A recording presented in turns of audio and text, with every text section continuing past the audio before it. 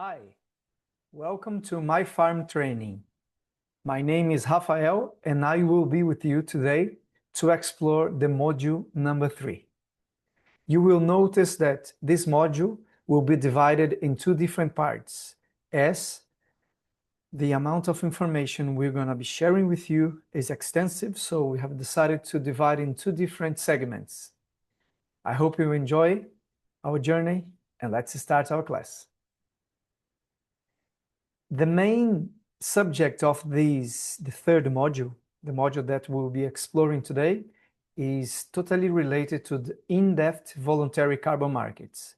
The main idea of this module is to introduce you to the different phases of the carbon project and regarding the voluntary carbon markets, the VCM. And to do so, we'll be exploring each of the phases that comprises the voluntary carbon markets project and how is it comprised by information, by some examples, okay? And this is the main idea of sharing with you some valid knowledge that it will be useful for you whenever you think about applying for positions or maybe become a carbon developer. For starting, we're going to be talking about the main objectives of this module, which I have divided in 4 different ones. Just following up, the first objective of this module, the module number 3, is to provide an in-depth understanding of the VCM. The second objective will be explain the project creation, how to create a project, how to put together the parts, what the parts comprise the project, how to proceed to the certification and the trading processes, okay? Another objective lies on the highlighting challenges and opportunities for agriculture, understanding that we are focusing the carbon market and know the training for you guys operating on the agricultural market. And to wrap up this module, which will be on the second part of this presentation, we're going to be strengthening knowledge on monitoring, report and verification, methodologies and mechanisms of integrity, okay? Let's follow up our part on to the next slide. An overview regarding the voluntary carbon market. At the beginning of this presentation is essential to underline and make sure that the VCM allows organizations, companies, and individuals to offset their greenhouse gas emissions, okay?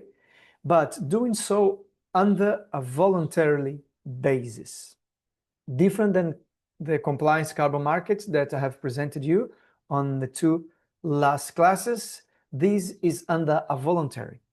And what does make the businesses and the industries, the companies, to follow up something that is voluntary? First of all, companies, they are driven by environmental, social, and good governance goals, which are very normal and became very common on the business. And it shows some sustainability commitments of the industry or the corporation or organization. It positions a given company or enterprise in a position with advantage when compared to the other business that don't present their commitments, okay? And this is a very basic structure of the carbon markets for you to understand. If you take a quick look to the figure I'm sharing with you, which is I have sourced on SAP Global, the reference of this figure is on the written material, so you can click on it and explore each of the components. But basically, this figure just shows us a basic structure of the voluntary carbon market, which is normal and in all the cases is comprised by standards. These standards, the companies, they give a standard. Example, Vera has its own standard. Gold Standard has its own procedures. ACR, the Carbon Registry, all Terra, all the big certifiers, they have the standards. So the carbon developer will be applying under such standards. So it's something very common. For you to submit a project, you gotta follow up the standards, okay? Once you follow up the standards and you feel that you are ready to apply for the project, you gotta go to the second phase, which is the verification and the consequent validation. What is the difference between verification and validation? Verification is a process led by the standard holder, example, by Vera, that will be going to your operation. Example, if you're working with sustainable grasslands, a consultant following up the procedures defined by a given standard will be going to the farm, checking all the documents, checking the actions at the ground level to do the verification, to see if you have followed what you have stated on your document, on what we call the PD, the project description, okay? And the second thing is the validation. Once the verificator verifies it and say, it's good to go, then you go to the validation. The validation means that what you have said is actually done and it's ongoing, okay? After that, and that is applied exactly to the carbon developers. Example, you can be a carbon developer or you can work for a carbon developer, okay? Once it's verified and validated, the carbon developers can decide to go to different directions. One of them is, once it's validated, it can go to the brokers or the traders or retailers and put the credit on the market, okay? And once this credit is on the market, it's commercialized by or traders or brokers or retailers. Then it can go directly to the end buyers. Example, from the second class I haven't mentioned you. There is an industry that produces steel. They, just given a very simple example, they are allowed to emit 900 tons. They have emitted 1,000 tons. So they have a 100 credits to buy on the market. So they can be here, the end buyers. They will be buying the equivalent of the credits they have emitted, which goes beyond the limit. So they gotta neutralize it, okay? Other way that can go. The project developers, they make the issuance of the credits. So they have the issuance, they have the credits in hand, and then they can define to make the transaction with other hands, not just adopting traders or buyers. They can sell directly to the end buyers by some transaction, okay? And this transaction will generate the offset, okay, of the developer or maybe the company that's buying. Some of the quality indicators we need, to have, so the organizations and companies, they can offset the greenhouse gas emissions. And these are 4 points essential. It must be additional. Remember, the concept of additionality is that the business as usual, or the BAU, or the baseline, what you are proposing to a project must be better than the business as usual scenario. If you're doing X, must be X plus something. So must be additional. You must improve a situation that wouldn't occur without the project, okay? Without the project, used to be business as usual, as the baseline, normal. With the project that you are providing and implementing, it must be additional. It must have more commitment with environment. An example, must sequester more carbon than it would be if the project didn't exist, okay? Or say it must add something. Example, the carbon must sequester more carbon than used to sequester. Second, must avoid leakage. What does that mean? I have to quickly explain you on the very last class. The activities that I am implementing in my farm, example, must not cause any harm to my neighborhood. So I am decreasing my emissions, but I cannot give this bill to my neighbor. I cannot make something wrong that is good in my farm, but will be bad to my neighbor's farm, okay? This is leakage. I must avoid creating negative externality to others. Perfect? Third, permanence. Everything that I do, that I proposed, that will be done on a given period of time, maybe 10 years, 20 years, 40 years, 100 years, must be permanent. So, meaning that on the first month, I sequester this amount of carbon. I have the curve of a carbon sequestration. It must be permanent. I cannot just changing the activity that will be decreasing and I'll be losing all the carbon that I have sequestered or be emitting, putting back in the atmosphere. So it must be permanent. All the changes that I propose must be permanent, okay? I got included and keep. Example, I sequester the carbon, put in my soil and I retain it. I avoid creating situations that the carbon will be re-emitted again. No, it must be permanent, okay? And the fourth, co-benefits. I must have some co-benefits. The farmer must be benefited from it. Look, he's doing his best, he's receiving credits, but he's receiving something else more. Example, he's creating more biodiversity, the environment is actually getting better, we have more species of birds returning to the farm, we have a better water cycle, and etc. Okay? These are some of the quality indicators of the very basic structure of the carbon market. Okay? Now we jump into this part of the presentation where I will be sharing with you some of the basic phases of creating a voluntary carbon market, a project, okay? A project that is applicable to the VCM. First thing that's very important, we gotta identify and design a project, okay? Reading. VCM, Voluntary Carbon Market, projects begin with identifying eligible activities that reduce or remove greenhouse gases. Let's get back to a farm again. I produce olive, okay?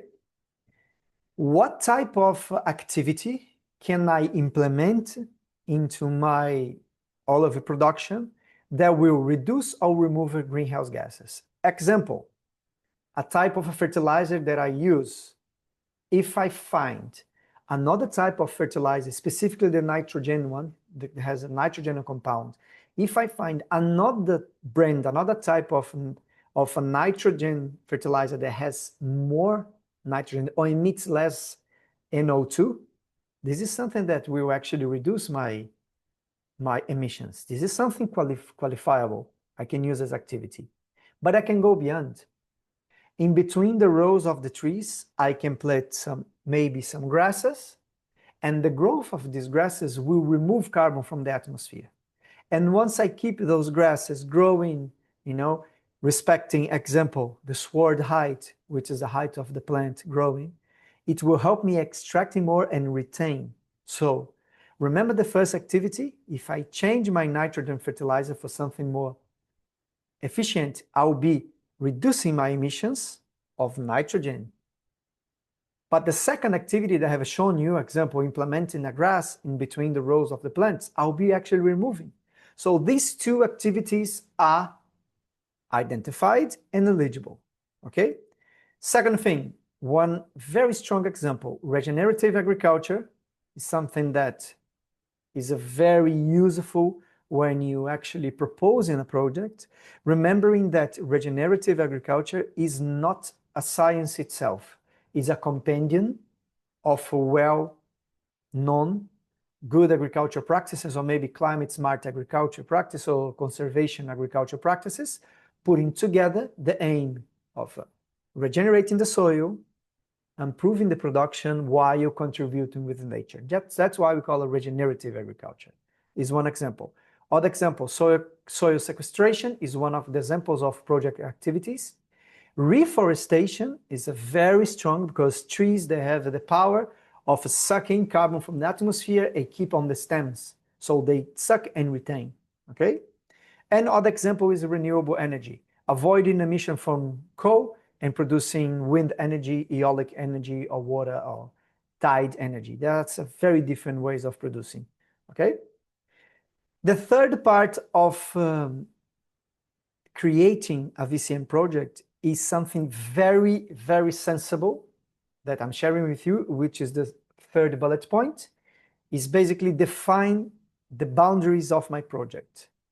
Example, I'll be implementing a project of olive oils, not just on my farm, but I'm looking at implementing this design, drafting, implementing this project to my entire community. So what should I do? I should get the maps, get all the GIS information and define the boundaries. where it starts, where it finishes, which farmers will be part of it, what's the size of each farm, okay? How many hectares it comprises, is there any water, is there any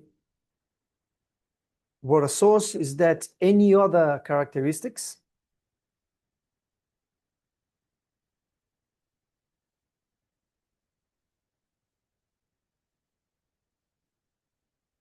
So the last part is define the boundaries.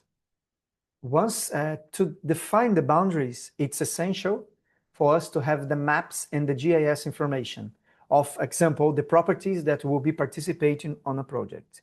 Just getting back to the example, if we decide to work with the carbon, the olive production, and I don't want to apply just to my farm, but I want to work on the community level, example, and I'll be working with my neighbors, which are the community is comprised of 25 farms.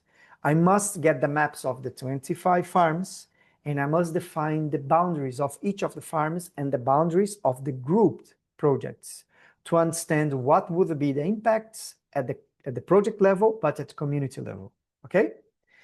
Second point, which is essential when creating a project, is the duration. It will be 10 years, 20 years, 40 years, or 100 years. I must define the duration of a carbon project because once I define the duration, I go to my computer with my carbon team and I'll be modeling the potential benefits of my project on sequestering carbon. So I must calculate, if my project is for 20 years, I must calculate what will be the impact of my project on carbon sequestration and rotation. Okay, that's why I define the duration. Third, monitoring plan, ensuring permanence and quantification.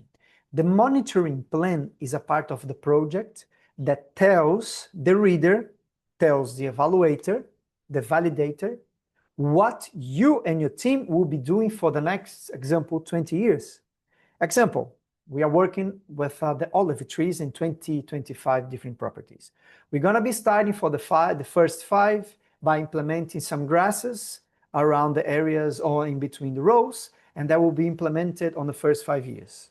From the 60th year, we'll be renovating some trees by planting new trees with more density. On the first year, we'll be changing our nitrogen fertilizers by organic manure.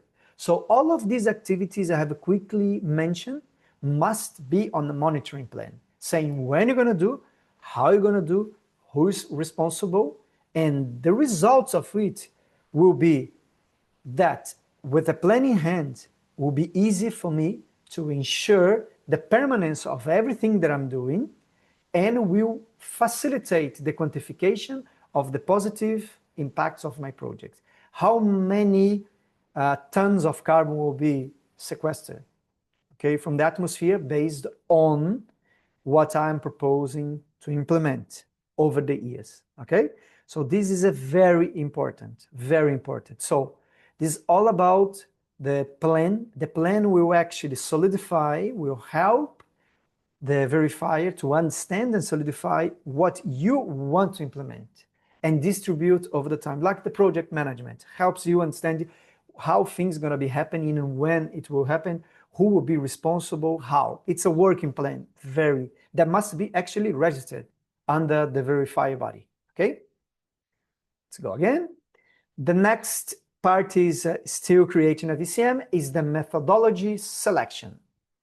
First of all, I have those 4 very strong certifier bodies, the certification bodies, which are Verra, Climate Action Reserve, known as CAR as well, Gold Standard, and American Carbon Registry, okay? Each project that it's under evaluation must follow a recognized carbon accounting methodology, okay? These carbon accounting methodologies are all registered. They have the ISO, they have all the procedures registered to help the project developer on applying this, okay? What's the difference between one another? Verra is the wellest known. People tend to apply on Verra because Verra has a lot of liquidity, but the others are very good as well.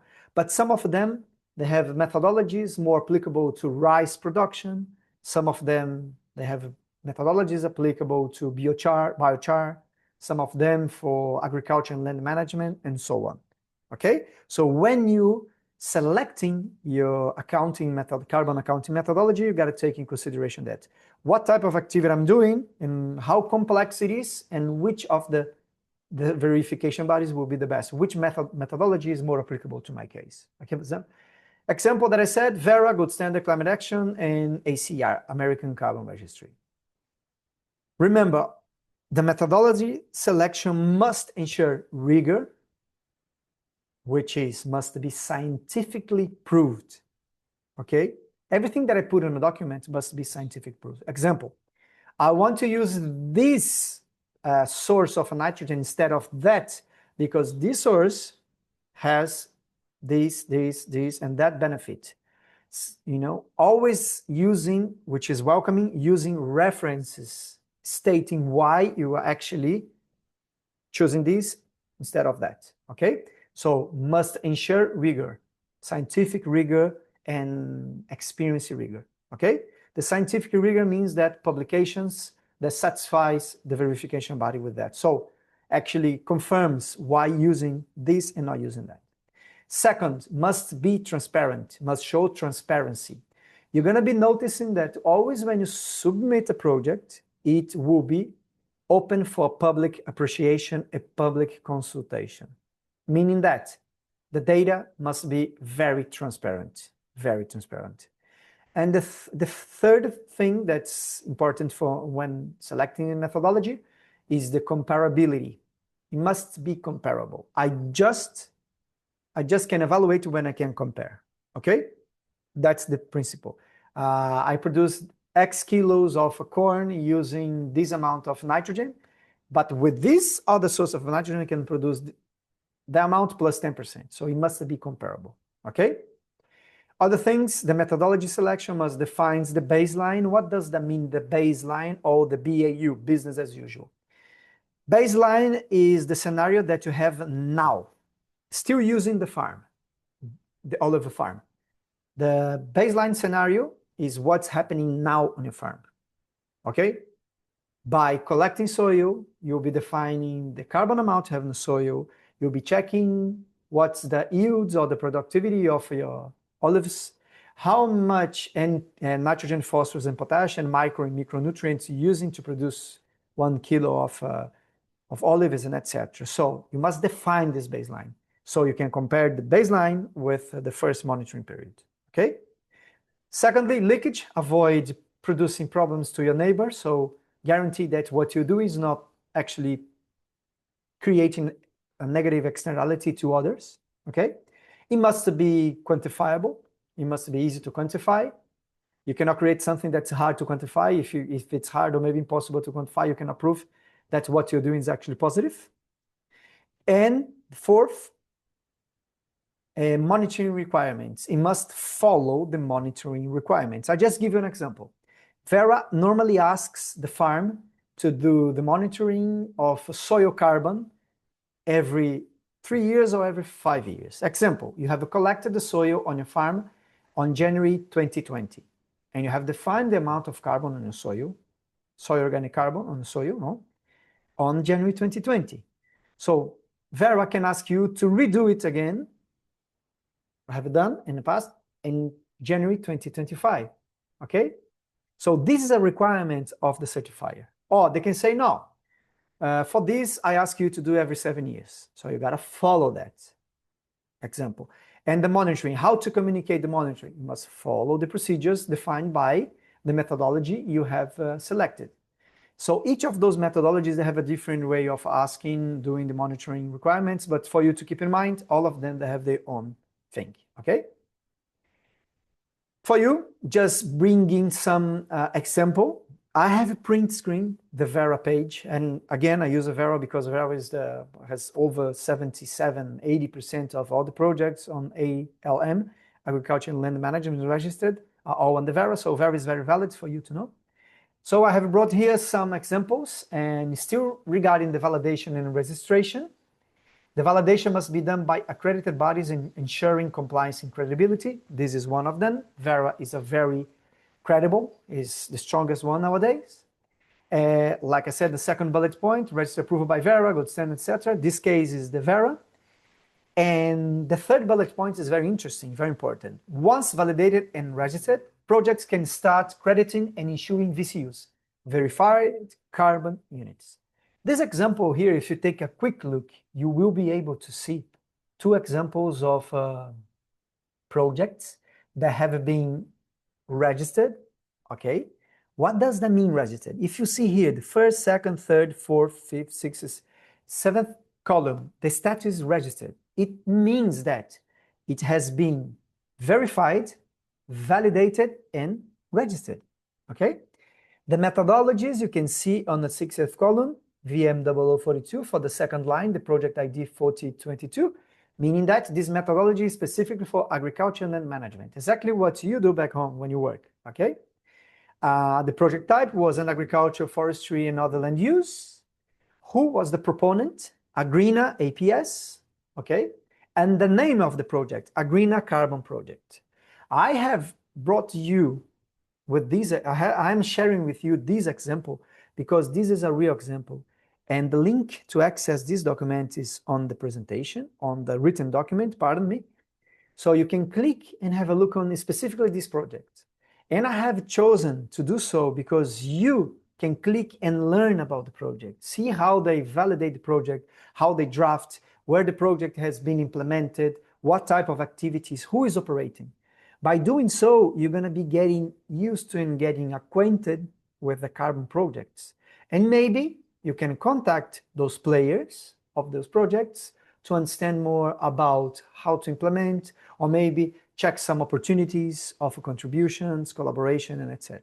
Okay?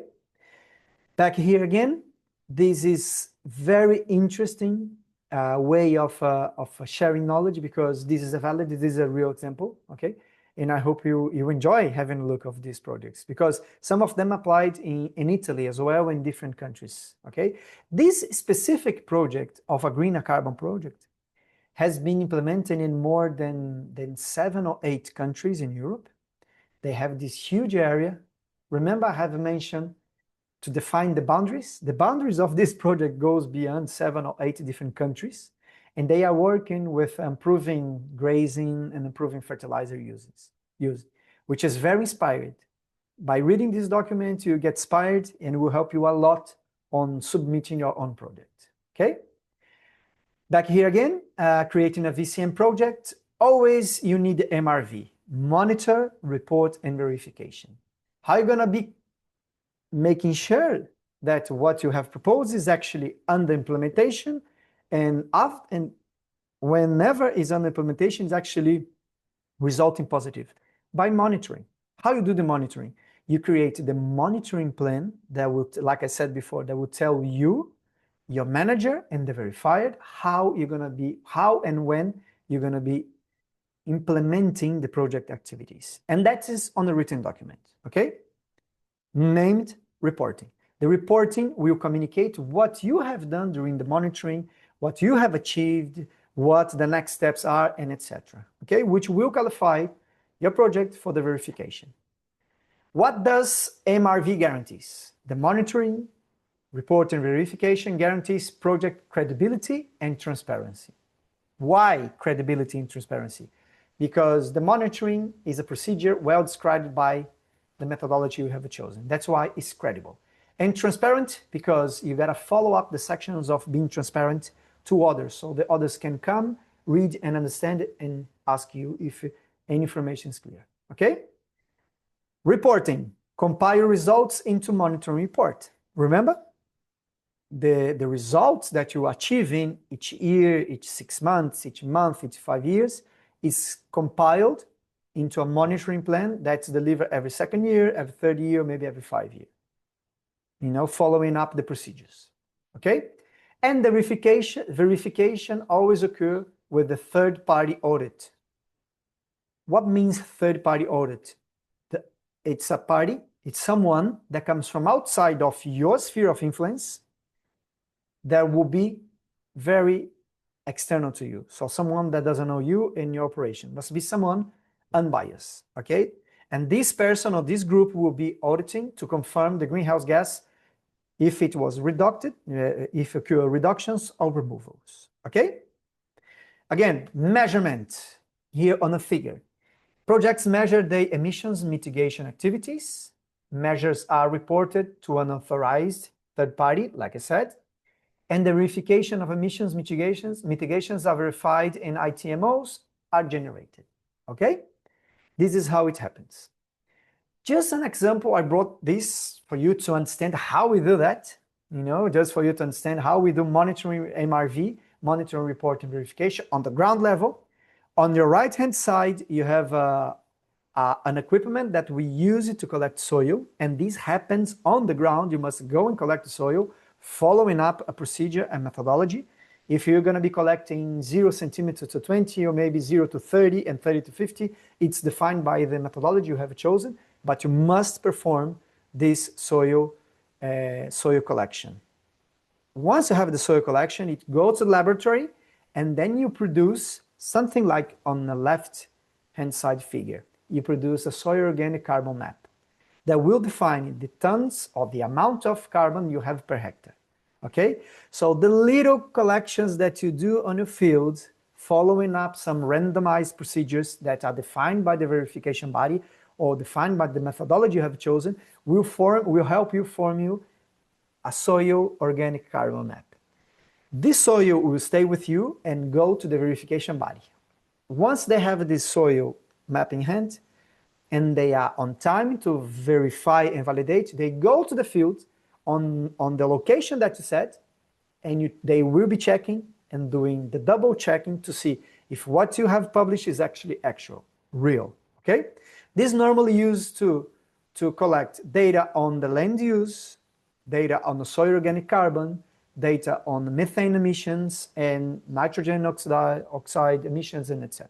Okay? This is a very technical and must be done in all of the projects. The difference is some of the projects they use artificial intelligence, modeling, GIS, more technological things, like we call it stacking technology. Some others, they use something more basic, okay, like collecting soils or on an old school manner. But all of them, they must perform soil collection, but they do sometimes in different ways, okay? But soil collection is basic for this, for you to understand how deep it goes. Just getting back here, the credit issuance and trading. After verification, 1 ton of a carbon equivalent is defined as a credit, is issued, and then can be traded. Okay? You've done everything that, so now you have a carbon in your hand and you can trade it. The credits can be retired or canceled to claim benefits. What does that mean? The credit they have created, if I sell it, it's canceled or it is retired. Okay? What does that mean, cancel or retired? To avoid double counting. Example, I'm using this credit to sell to the company X. This credit that I sell to the company X must be retired. Otherwise, it can be counted twice. We call it double counting. With the same credit, I can sell twice, and this is illegal. This cannot happen. So to avoid the double counting, what we do? We retire the credits, and then we claim the benefits, okay? So I use the carbon once. I have to create a new carbon credits to use again, okay? Transparency ensured by registries with unique serial codes. Remember the credit you have created? There is a code for this credit. This code will be used by a given company, okay?